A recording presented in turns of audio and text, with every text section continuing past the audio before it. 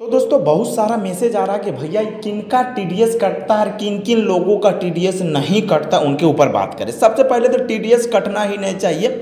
हम लोग देखो लगातार विनिंग कर रहे हैं, विनिंग आप भी कर रहे होंगे, हम लोग भी विनिंग कर रहे हैं। तो इसका मतलब ये नहीं कि आप टीडीएस कट कर लोगे।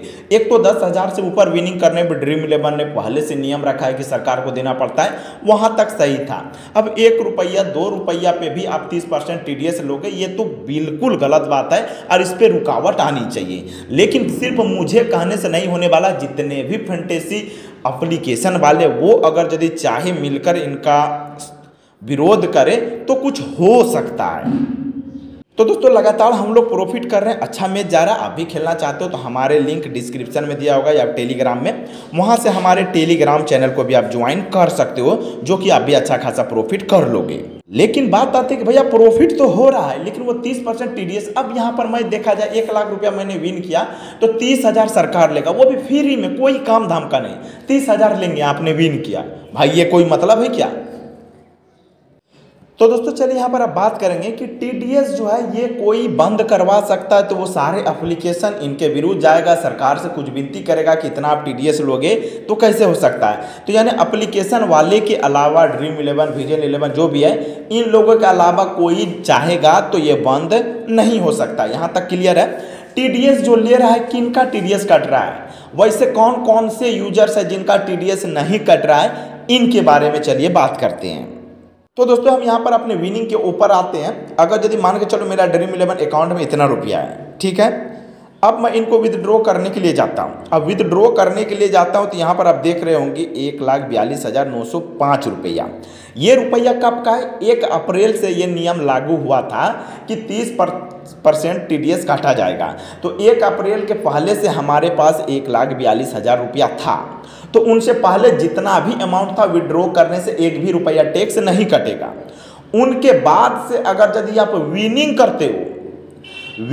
करते हो यानी कि प्रॉफिट करते हो तो 30% देना होगा। अगर यदि प्रॉफिट नहीं करते हो तो 1 भी रुपया टैक्स नहीं लगेगा। तो हमारा 1,42,000 रुपया था, उनके बाद से मैंने डिपॉजिट नहीं किया।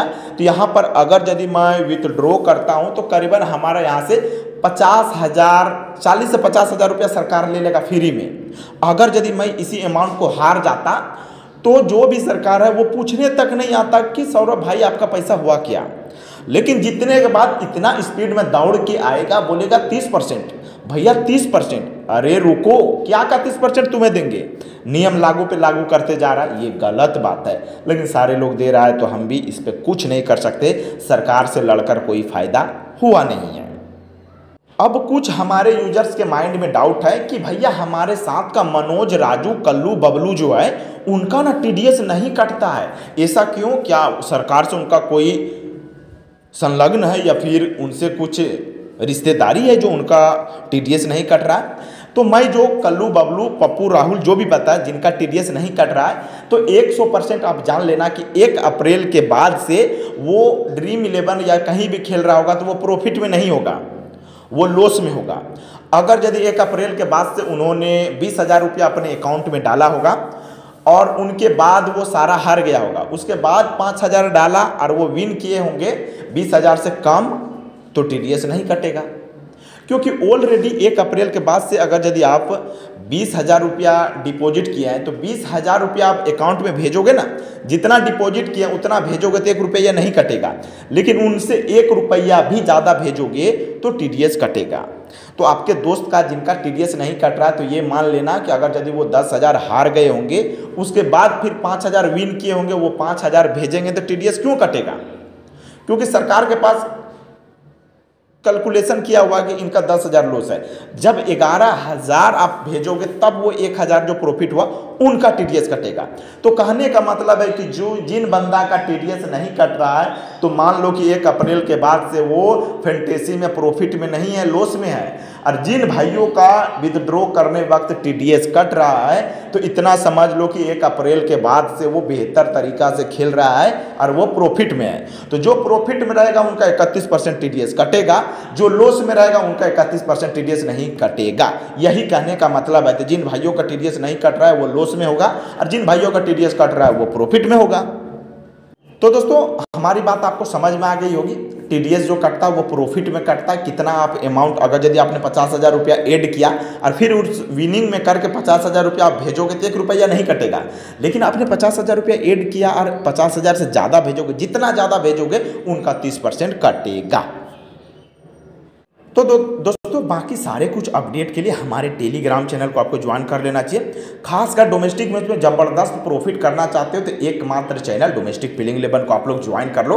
बाकी इंटरनेशनल आईपीएल जो भी लीग आता है उनका तो टीम हर कोई प्रोवाइड करता है, मैं भी करता हूँ। लेकिन डोमेस्टिक का सही सटीक प्रॉफिट में जाना चाहते हो तो एकमात्र चैनल अपने भाई का ज्वाइन करो। तरह तरह से आपको बताएगा, खेलने का तरीका बताएगा। और एकमात्र ऐसा चैनल है जो कई बार यूजर्स को जीएल जीता है। ऐसा नहीं बोलता कि मैंने वीडियो पे बोला था, जिन्होंने वीडियो में सुना होगा वो जीएल विन किया होगा, वो तो कई बार होता है, उनका कोई गारंटी नहीं। सेम टीम, एक टीम दूंगा, सारा के सारा प्लेयर देख सुन के आपको छापना है, कैप्टन वॉइस भी छापना है। वैसे स्थिति में मैंने कई बार जीएल विन करवाया हूँ। हाँ, क्लेश होता है, जितना अमाउंट मिलना चाहिए उतना नहीं मिल पाता है, तो इसमें हमारी क्या गलती है। अब दिक्कत है, यहाँ तक तो सही है, मैं अच्छा काम कर रहा हूँ, आप लोग का सपोर्ट भी मिल रहा है। तो अच्छा लगे तो चैनल को सब्सक्राइब जरूर कर लेना जिन्होंने नहीं किया, और एक लाइक कर दोगे तो मजा आएगा। वीडियो कैसा लगा कमेंट जरूर करना। ये टीडीएस रूल आपको पसंद आती है या फिर इनका जमकर आप विरोध कर रहे हो तो ये भी पता करना।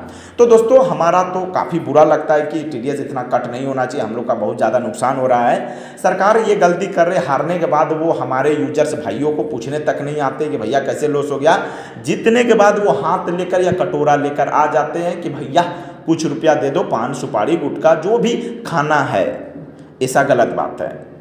तो खैर कोई नहीं, खेलते रहो, मस्त खेलो, ज़बरदस्त खेलो और टेंशन मत लो।